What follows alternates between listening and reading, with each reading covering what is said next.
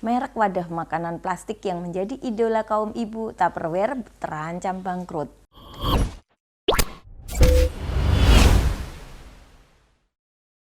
Halo teman-teman, kembali lagi di video saya ya. Beberapa hari yang lalu sempat mendengar kabar yang kurang sedap ya teman-teman mengenai kabar dari Tupperware yang menjadi kesayangan bagi emak-emak termasuk saya ya teman-teman. Saya juga punya banyak sekali Tupperware berbagai variannya. Merek wadah makanan plastik yang menjadi idola kaum ibu, Tupperware, terancam bangkrut. Potensi kebangkrutan dapat terjadi jika perusahaan tersebut tak dapat mengumpulkan dana darurat. Pembahasan dalam video kali ini saya akan bagi dalam 3 chapter. Yang pertama, kondisi Tupperware. Saham perusahaan ikonik asal Amerika yang didirikan oleh ahli kimia Earl Tupper 77 tahun yang lalu anjlok hampir 50% minggu ini setelah perusahaan memberitahu kepada investor bahwa ada keraguan substansial tentang kemampuan perusahaan untuk melanjutkan kelangsungan usahanya.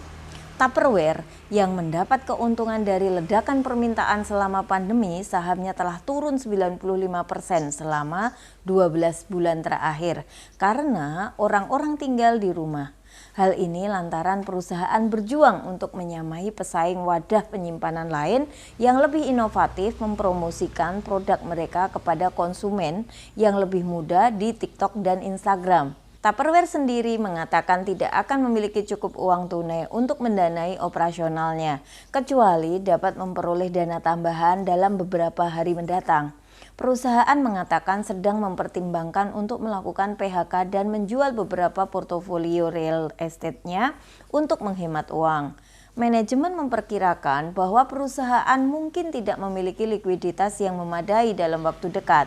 Maka dari itu disimpulkan bahwa ada keraguan substansial tentang kemampuan Tupperware untuk melanjutkan kelangsungan usahanya atau going concern-nya.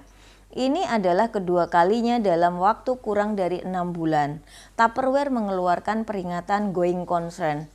Bursa saham New York juga mengatakan Tupperware dalam bahaya dihapuskan dari pasar saham karena terlambat mengajukan laporan tahunannya.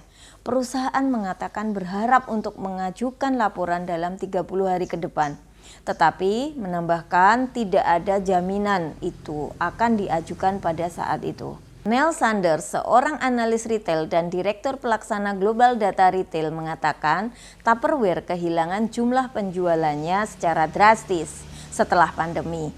Selain itu, dirinya menilai merek favorit emak-emak ini masih belum sepenuhnya terhubung dengan konsumen yang lebih muda. Tapi apakah Tupperware diam saja dalam menghadapi badai ini teman-teman?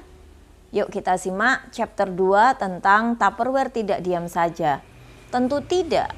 CEO dari Tupperware yaitu Michael Fernandez, Tupperware telah memulai perjalanan untuk membalikkan operasi bisnis dan memulai untuk menandai langkah penting dalam mengatasi posisi modal dan likuiditas bisnis.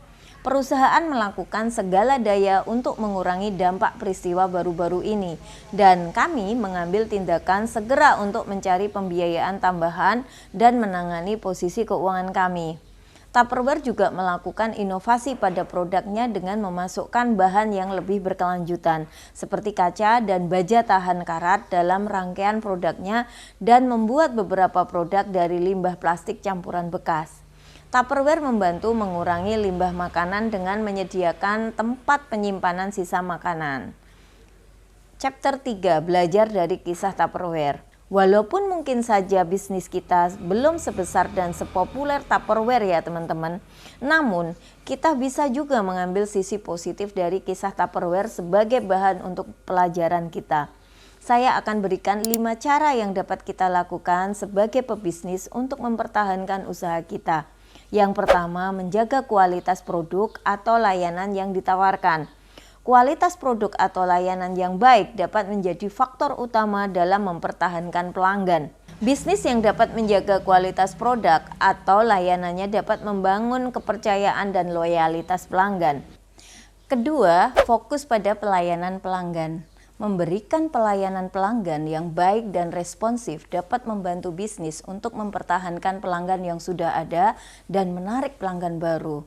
Bisnis yang responsif dan berkomunikasi dengan baik dengan pelanggannya dapat menciptakan pengalaman pelanggan yang positif dan membantu dalam mempertahankan usahanya. Yang ketiga, berinovasi dan terus berkembang. Bisnis yang dapat berinovasi dan berkembang dapat mempertahankan daya saing di pasar. Bisnis yang terus berusaha untuk menciptakan produk atau layanan baru yang lebih baik atau memperbaiki yang sudah ada dapat menarik perhatian pelanggan baru dan mempertahankan pelanggan yang lama. Yang keempat, menjaga kesehatan keuangan bisnis.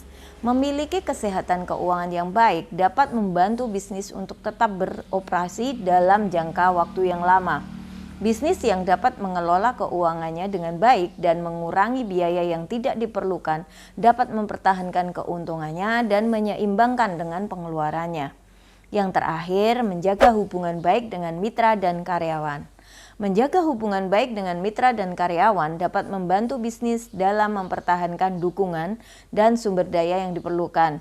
Bisnis yang memperlakukan mitra dan karyawan dengan baik dapat mempertahankan loyalitas mereka dan menciptakan lingkungan kerja yang positif. Selain itu, dalam keseluruhan, pebisnis harus memiliki sikap yang adaptif dan fleksibel, serta senantiasa mempelajari keadaan pasar dan menyesuaikan strateginya dengan situasi dan kondisi yang ada ya teman-teman. Semoga pembahasan saya ini bermanfaat dan going concern dari Tupperware tetap terjaga.